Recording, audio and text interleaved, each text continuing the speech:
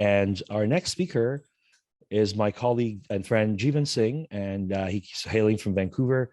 Jeevan is also responsible for making this conference happen and all the fantastic OWASP Vancouver meetups. And, him and I have been organizing those meetups for a number of years now. So, yes, welcome, Jeevan. Welcome. Jeevan is going to talk about threat modeling. He's going to talk about redefining threat modeling. Your security team goes on vacation. He's a security manager and of product security at Twilio, where he is embedding security into all aspects of the software development process. He's been doing this for quite some time, and he's been a software developer prior to that, so he knows a thing or two about this domain. He enjoys building security culture within organizations and educating staff on security best practices, which he does really well. Jeevan is responsible for a wide variety of tasks, including architecting security solutions, working with development teams to resolve security vulnerabilities, and building out security features. Before life in the security space, he had a wide variety of development and leadership roles over the past 15 years. So without further ado, I give you Jeevan. Thanks all. Thanks for waiting and watching my talk. Let me share my screen and we can talk a little bit about what's actually going on. So this talk is really about how do we, I'm glad that we had the Johns talking before this, talking about threat modeling. Threat modeling is an important subject. And we want to sort of reimagine it as well, so that the security team doesn't need to be everywhere all of the time. Let's make sure that everyone's is responsible for security so that we can actually take longer vacation. So last year I had the privilege of running a threat modeling workshop here at AppSec PNW. This year I've talked about how we use those workshops internally at our company in order to get everyone to threat model. So I always like to start off with a quote. Actually, Michael Scott did, yes, the Michael Scott from The Office. He did go through one of the threat modeling workshops with us. And he had a great thought. You miss 100% of the vulnerabilities, you do not threat model. So he is a very gifted security engineer, and we should definitely follow that advice. Okay, the goal for today is to just talk about self-serve threat modeling and why I believe it's the future. We'll cover what threat modeling is so that we can be on the same page. Then we'll talk a little bit more about self-serve threat modeling. What does that actually mean? And what does that look like in reality? And we'll do a deep dive into the program that we implemented at Segment. And we'll talk about the good and the bad of this sort of program. It wasn't perfect, but it was very beneficial in general. Okay, a very quick intro about me. Fortunately, I've covered most of the items. I'm a guy that did a lot of software development in my career, way too many years. Always been interested in security. And then one day, a really smart security guy, he mentioned that I should join his team. And I did. It was the best career decision that I made. It really changed my life. And that was a long time ago. And now that quite a few years have passed, I'm trying to do the same for others as well. So I want to pull in as many people into security as possible. So which is why I am heavily involved with OWASP and particularly OWASP Vancouver. Putting together AppSec PNW was a lot of fun as well. And I really enjoy the training side of things. It took me a long time to learn how to do security well. And I don't think we shouldn't take other people that long themselves. So I always like putting together training so that we can really get folks to learn security very quickly. Okay, again, I really don't want to talk too much about threat modeling itself. We have lots of great talks in the past around it, but I do want to cover the basics so that we're all on the same page. What is threat modeling? The goal of threat modeling is actually quite simple. We want to identify the assets in our system and figure out the risks through those assets. Once we understand the risks, then it's really possible for us to think of the different ways that we can either attack or we can protect that particular asset. Threat modeling should be simple, should be transparent, and everyone should have a voice. Everyone's viewpoint is quite different, which means as we include everyone's voice into the threat modeling exercise, we can build a really robust system. We should talk about why threat modeling is important as part of what is threat modeling? So as an industry, we talk a lot about shifting left. And we talk about it because the further left you go, the more robust your system can become. Threat modeling is very, very far left. We perform security within the design phase. It also means that you can potentially fix a ton of vulnerabilities before you actually write a single line of code. And threat modeling is a great way to discover assets within your system. Whenever you're architecting a solution, if you know what your assets are, you'll think a lot more about the resiliency of those assets. Or if you have an attacker's mindset, you really will think about different ways that you can harm those assets. So discovering those assets is a great way, is a great thing to do as part of threat modeling. Threat modeling is a great way to prioritize your remediation efforts. As you discover risks as part of your threat modeling exercise, you have to figure out which problems are important and which ones you have to mitigate right away. You can't mitigate all of the things. So understanding how you want to prioritize it is really, really important as part of the exercise. For me personally, I love the paper trail that comes with threat models. Whenever I join any company or a different team, first thing I do is I always peek around and look at the previous threat models. It gives me a better understanding of how that part of the organization thinks about threats and risk and how they address them as well. Threat models go stale.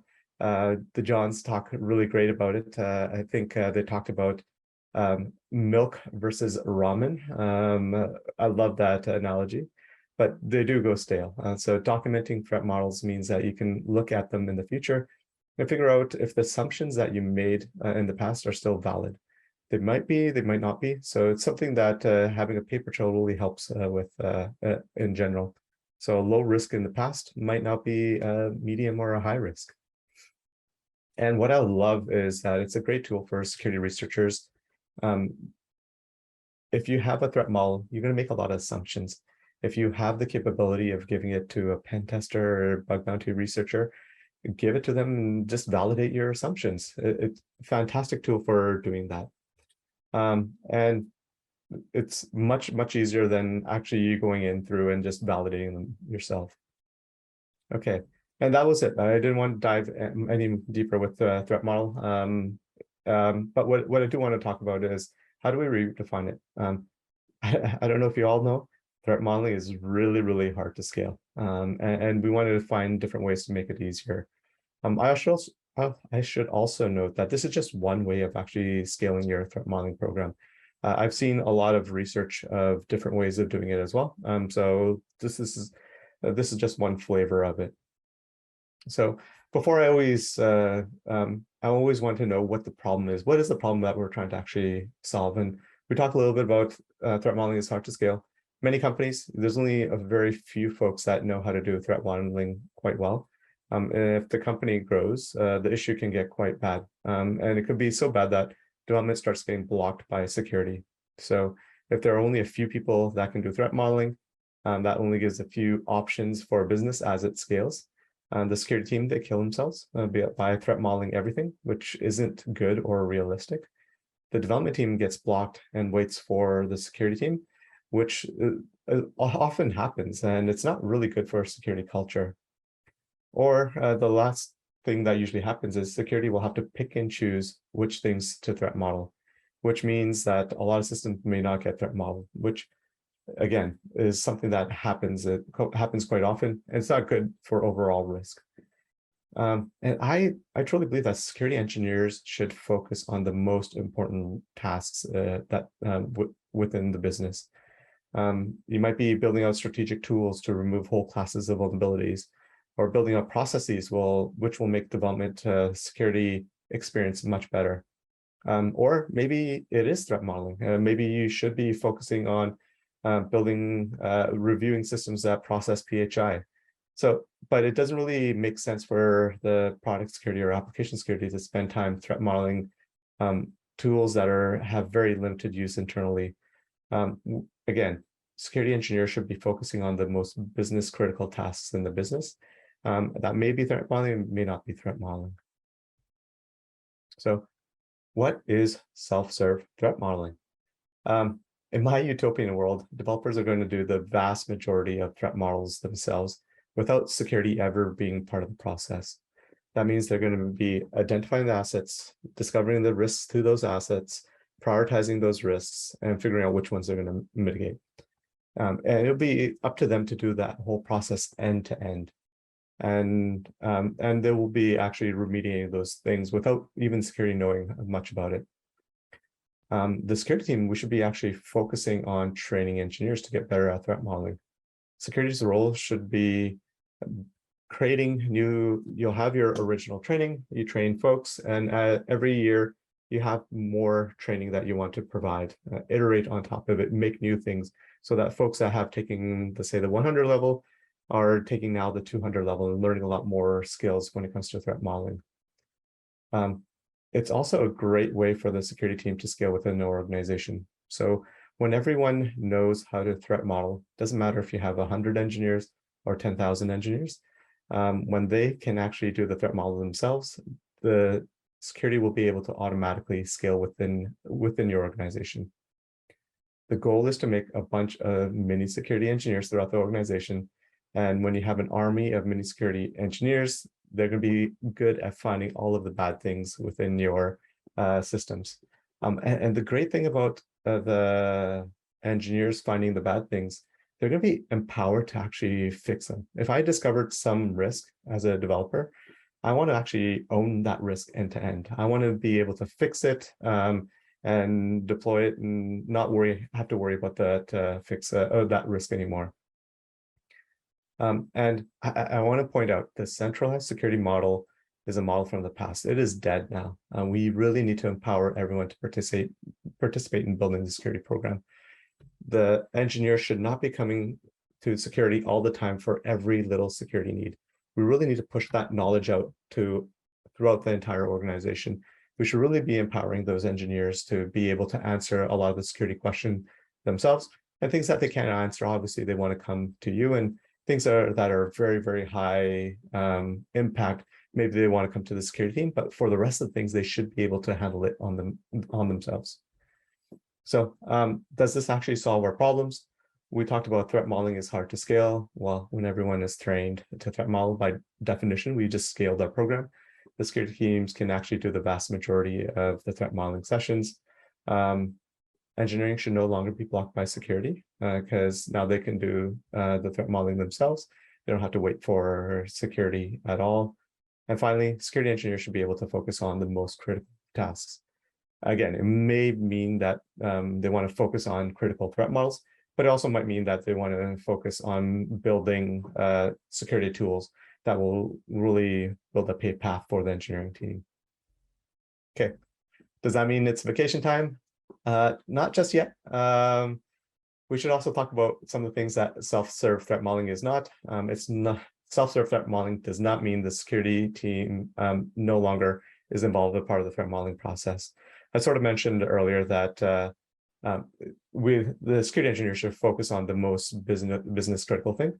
But this program allows security folks to really focus their energy and efforts on where it is business critical. For me, I want to be involved with anything with authentication, authorization, PHI, anything touching the internet, all those sort of things. I want to be involved with those threat models. But if there's an internal tool that gets used once a month that only 2 people have access to, it's probably better served if the engineers threat model that. I also want to point out self-serve threat modeling is not an excuse to blame developers if they miss something. We cannot point fingers at developers if they miss a risk.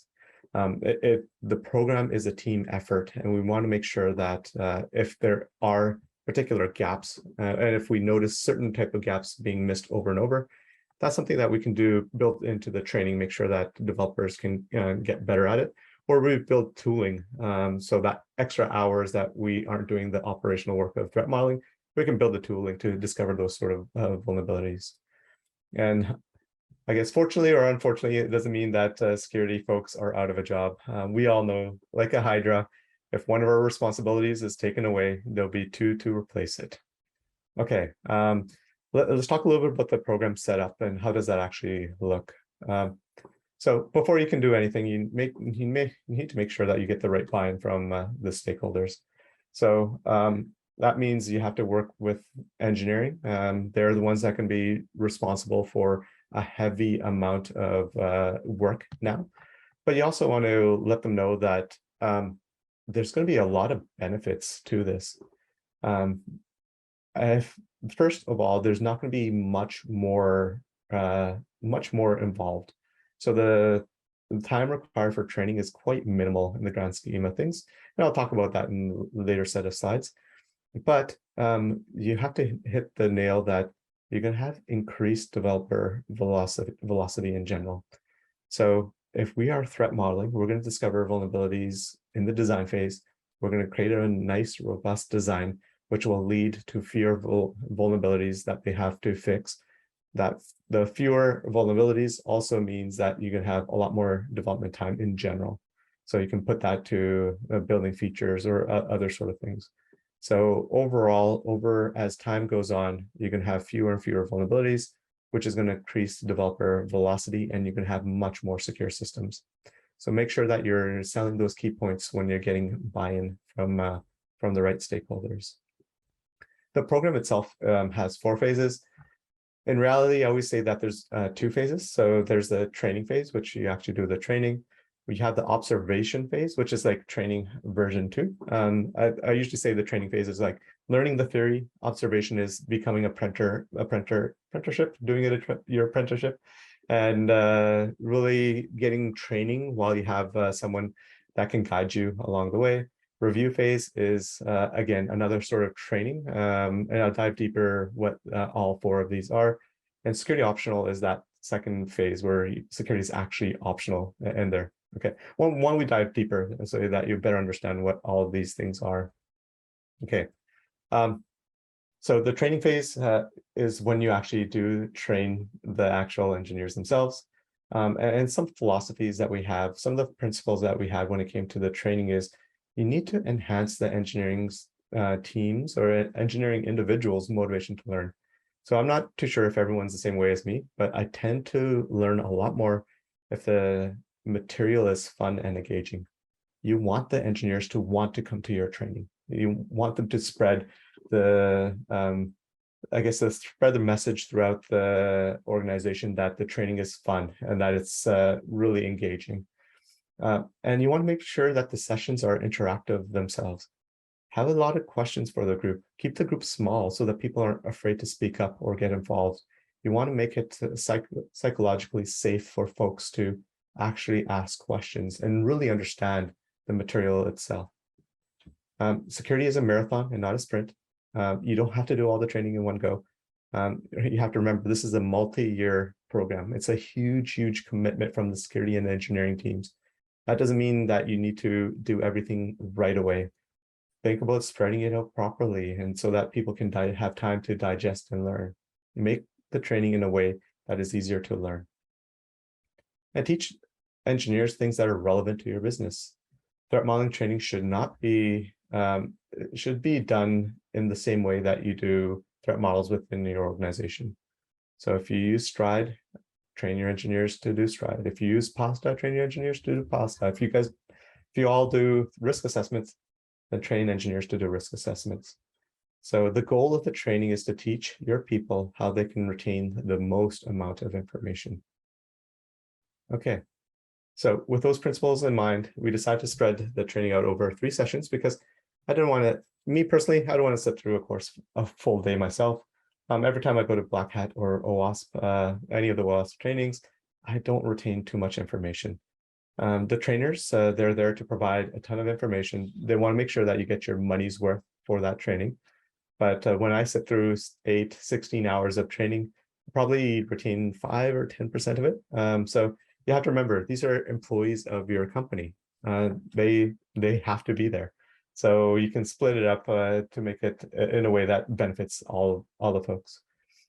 So I split it up into 3 sessions. The first session is to introduce the concept of threat modeling, and we use Stride. So I taught them what Stride is, and we got a little bit of hands-on practice there. The second session, we first did a recap of the first session. So folks were able to understand a little bit better. They remember the things that we talked about. And we talked about other things that were important to us. So I introduced the concept of assets and data classification, which is really important to me.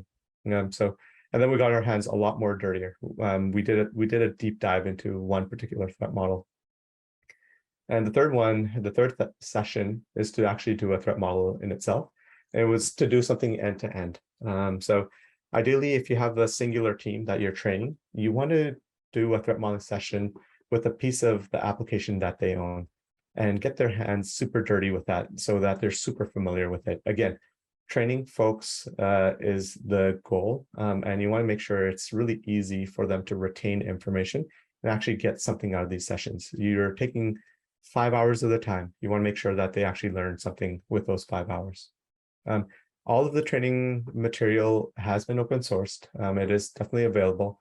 And I'll have a slide for the links for that. Okay, so there are some takeaways for it. The first one is it takes years to get good at threat modeling. I know it took me quite a few years. You really need strong guidance, and that's what you need to provide your engineers. So don't get disappointed if some of the folks are slow to get at it. That it is natural. It is challenging threat modeling. Again, you have to bring training to them, make it easy and digestible for them.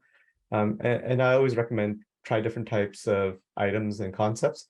So for me personally, I started with physical concepts, and we talked about threat modeling, personal safety.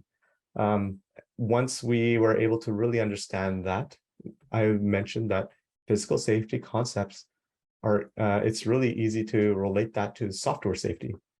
And once you make that switch, it really made it easier for the developers to understand how to protect software in general. Failing fast is really important. When building out the training, I could have spent months on trying to focus on figuring out how we can actually build out the training. I actually stumbled. Like it took me about a month to get up to the training.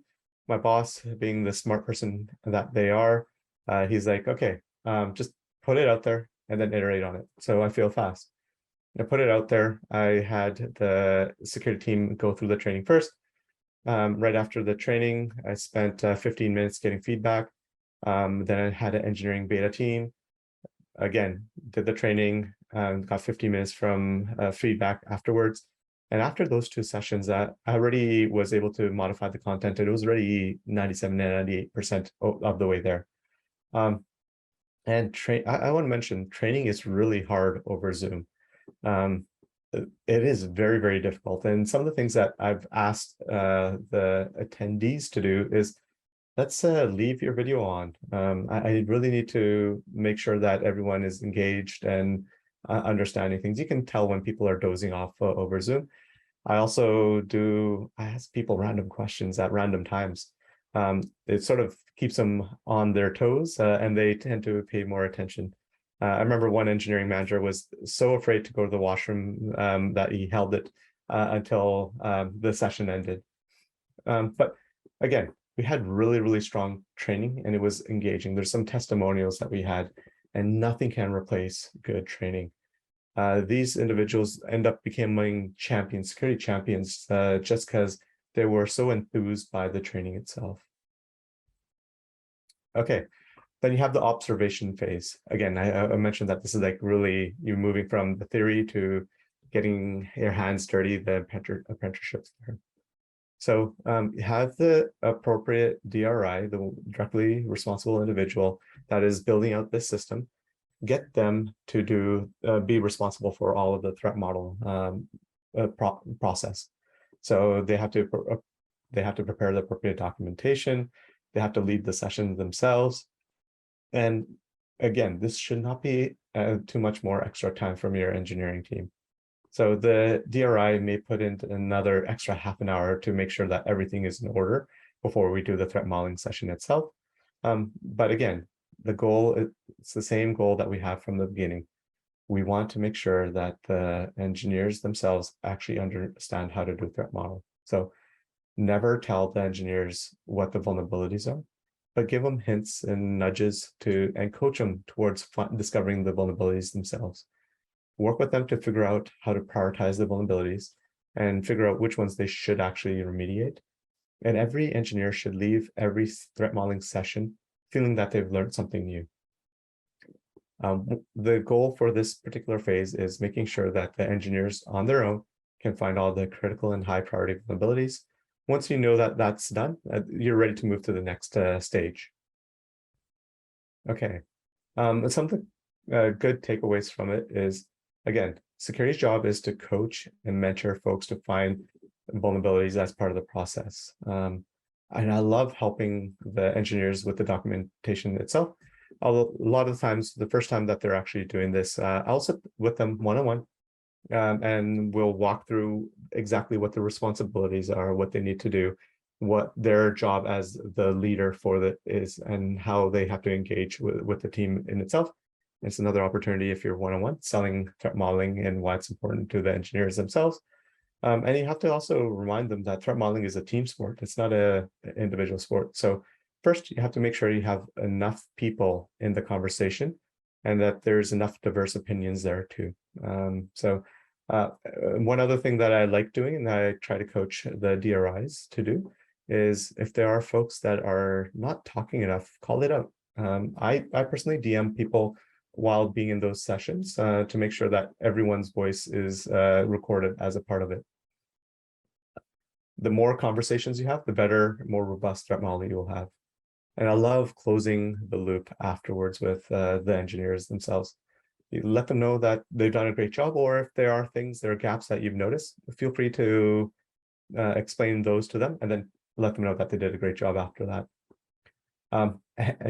One of the things that I noted was that some people are just really good at threat modeling. It kind of blew my mind. So the very first time that I did a threat model, it was me and another principal security engineer. And there were two senior engineers at that point. And again, they prepared the documentation. We got into Zoom, and the DRI for this, he talked about all of the vulnerabilities. He prioritized it and remediated it. Me and my coworker literally did not provide any additional information. Those two engineers discovered everything, and anything that we had on our mind. I was super, super proud of them, but I felt kind of bad because I thought it would be relevant for a lot longer. And the engineer made me feel replaceable, which is the right thing to feel. Yeah, I thought it would be relevant for a lot longer, which actually it's kind of different. So some folks, again, are very natural. There were a lot of other folks that needed a lot more coaching. So again, when I talk about closing the loop, definitely DM the engineer afterwards, let them know that they did a great job. This particular engineer absolutely killed it in one of the sessions. And I was super proud of them. They were able to call out folks that were really, really quiet, made sure that they really were a leader as part of that session. I had a conflicting meeting and I felt comfortable leaving this particular individual in charge and taking over the threat modeling session in itself. Okay. The review phase is where security is no longer actively involved in the process. An engineering team will do all of the heavy lifting. So again, they're responsible for discovering the assets, discovering risks, prioritizing risks, and figuring out which ones to remediate. And they have to do all that by themselves. And your job is to actually, after they've done it, you're going to review the artifacts and just make sure that everything looks good. Again, the goal should be critical and high vulnerabilities at this stage. We've went through this and we've seen quite a bit of good situations with respect to this. And other situations, some folks, they don't read the instructions, sometimes like me. And the engineer didn't realize that they're actually in the observation phase. They filled out all the documentation, had all the risks, and they've discovered things that I wouldn't have discovered as part of it. So definitely possible to accidentally do this in the observation phase. Yeah, but the rest of it, with 90%, were pretty much on the same page. So you should be at this phase with folks that you're very comfortable with. They're going to do a real good job because they've shown you time and time again that they've been able to do it well as part of the threat modeling sessions in the observation phase. Okay, so security optional is everything at this stage. Everything should be threat model. Security is only involved in the sensitive threat models that they need to be part of, and security should truly be optional on everything else. We should hopefully see a drop in vulnerabilities discovered by third parties. Hopefully you have to incentivize bug bounty researchers and pay them a lot more for the critical and high vulnerabilities. And this is really actually security utopia. This is what we all dream about. Security is truly optional in this phase, but security should continue to be involved in certain situations. So again, I want to be involved with authentication, authorization, PHI, internet facing services, all that sort of stuff, or anything else that is sensitive with respect to that. So, okay, now you can actually kick up your feet for reals. Lots of learnings as part of this program. I should start off with the challenges. So threat modeling is not rainbows and chocolate chip cookies. There are a ton of challenges to running this program. I want to first start off with, this is a multi-year investment. Let me just repeat that, multi-year. So it's super rare, especially with how much attrition there is in the market right now. So it's super rare that folks are even there for multiple years. So you need to make sure that whomever is running the program is either there multi-year, or more ideally, you have multiple people that are actually running this particular program. Again, this is the large and key investment from the security team. You need to make sure that there is some sort of continuity for this, and the program will last even if someone leaves the organization. This is the right investment to make. It makes a ton of sense from the engineering and security team side. But again, this is a really, really difficult program to manage by an individual, and really requires a group to do this. Training is hard. Training is really, really hard. And it's really hard for a lot of different reasons. I don't know if any of you have delivered someone else's presentation. I've done that in the past. It's really difficult because you don't really fully understand the context of why someone wrote something. You can try to flavor it with your own context and with your own flavor, but it is very, very difficult doing that. In those situations, what I recommend is that whomever the trainer is, they should be able to take the training and modify it to how they feel it should be run. So let them make it their own. So then they can deliver the training the way that they need to deliver it, and it feels like it's coming from them. And you also need to make sure that you train the trainers.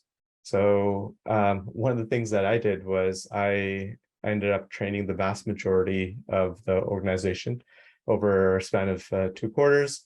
It completely burnt me out from training. I didn't want to do, it took me a quarter off of training to get back into wanting to do training again. And that's coming from a person that really enjoys talking to developers and teaching them about security. So you really need to make sure that you have a good, stable group of folks that actually can train so that you can be replaced there. You're still going to have regular threat modeling challenges. So the same ones that you had before. Are the developers threat modeling all the things? Are your threat models going stale? How do you organize your threat models? So you need to make sure that decouple this program from those regular challenges. This program is really difficult to scale to a enterprise organization. So when we rolled it out at Segment, there's only 125 to 150 engineers. When we look to roll it out at Twilio now, we have 2,500 to 2,000 engineers. So it's a very, very different scale.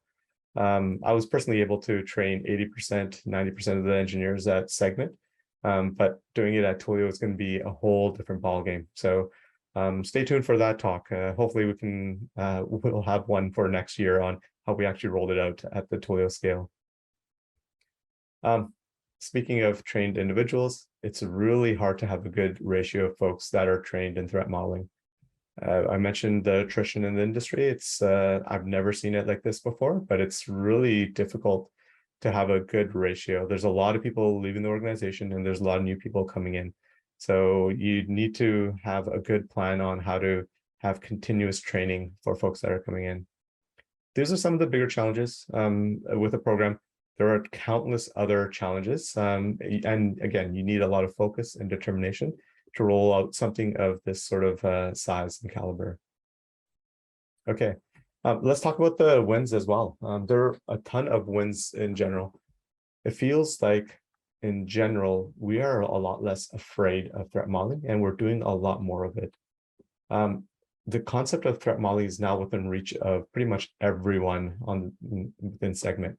So they better understand like what it actually takes to do a threat model and what their role is in threat modeling. And that knowledge gap is no longer there. So which I feel plays a big part of now the frequency of the threat modeling sessions. I want to say engineers are way, way, way better at threat modeling than security folks. And I say that because we come in, we find out that, okay, this is a system that we need to review. We have an hour or 2 hours to understand what the system does and find the vulnerabilities. These engineers are in their systems and they know it very, very well. They're in it day in, day out, and they can find things that it's impossible for us to find in a couple hours in the session. So they are way, way better at threat modeling than we are. We talked a little bit about how the engineers themselves don't have to be perfect at threat modeling. We really have to coach to get them to find the big things, like the critical and highs. Having said that, if there are enough folks within the threat modeling session themselves, they're going to find all the little things as well. So we have to really coach them to make sure that they are looking for the right stakeholders to be part of the threat modeling session, so that they can find all the things that they need to. Our security culture has improved leaps and bounds. And I know that there's so many more people that are interested in security. I think one of my favorite stories around this is at Segment, it is a Node and a Golang shop on the server side. During the time when we had rolled out this training, there were a lot of folks on the Pacific Coast on the security side. Node had released a fix for a high vulnerability. And one of the engineering managers on the East Coast, he looked at it. He discovered that there are 3 areas in our application, in our ecosystem, that were impacted.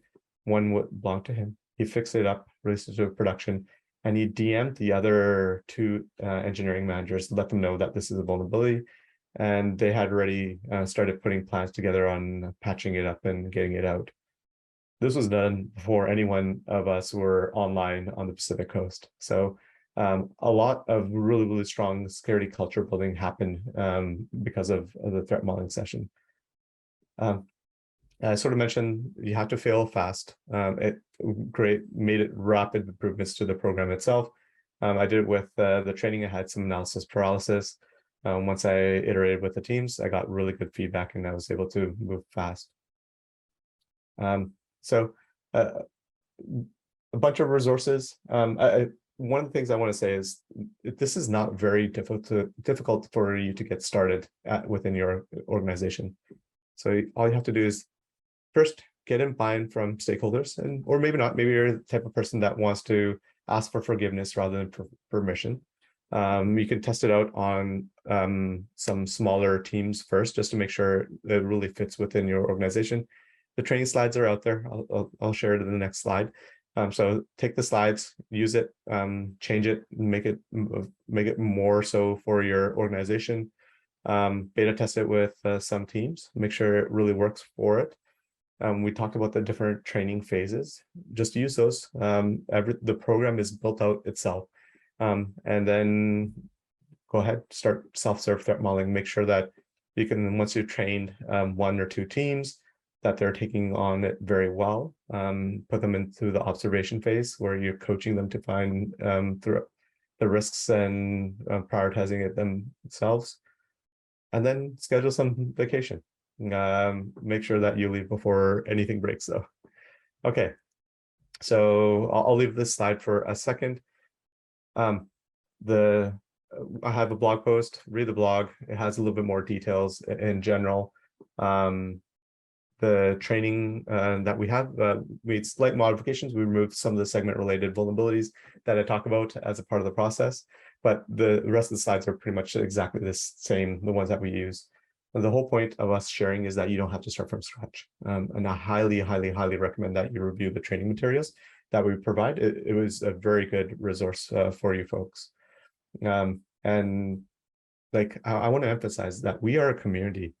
All of us need to work together to make our software safer. We don't need to hide any of the things that we have, what we're doing, and we can definitely share some. So don't start from scratch. Use this, iterate on it. If you have questions, feel free to reach out to me, SSTM, self-serve threat modeling at segment.com. You can hit me up on Twitter, no problems there. I have no problem with chatting with you folks if you have questions.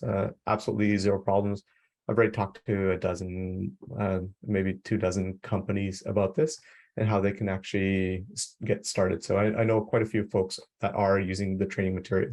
So definitely feel free to use it. It's worked with our group.